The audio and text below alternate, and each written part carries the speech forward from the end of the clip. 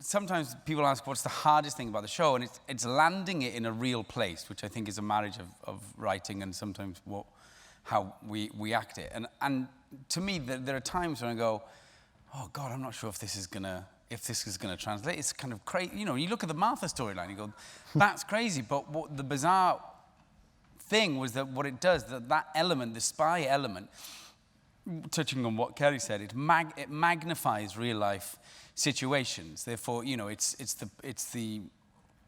jealousy times 1,000 or whatever. And the fact that the audience have stayed with us, you know, it's an ask, I think, of the audience to say, come with us. This is a flight of fantasy, although it's all based on truth. And the fact that we keep getting picked up is, I kind of go, wow, that's you know, I'm proud of that as a group. You guys? Anything that surprised you in the run that you didn't expect would pop out, besides the Emmys? I'll tell you one that pops to mind. We knew in the third season, this is an example of killing one of our babies, I think we knew in the third season that Philip and Elizabeth were going to tell Paige. And we had it taking place in the final episode. We had it taking place exactly halfway through the season. At one point, I think it took place at the beginning of the season. It shifted around a lot. We didn't expect it to happen in the 10th episode. And what we had never broken was that while distracted by an extremely important other mission, they would come home and Paige would confront them.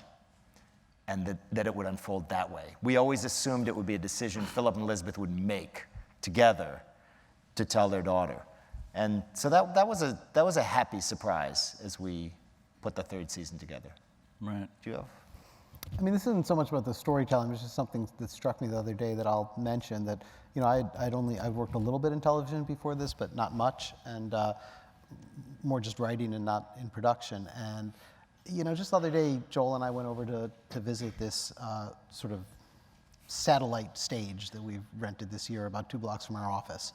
And we're building this set there for something we're doing that these guys are going to shoot. And I can't say what it is, but because that, you know, I can't. But it's no, go ahead.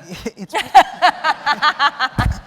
basically these guys were taking these giant. It's inside a room about, you know, a 20th the size of this room, really a small room, like this is about 5 little offices.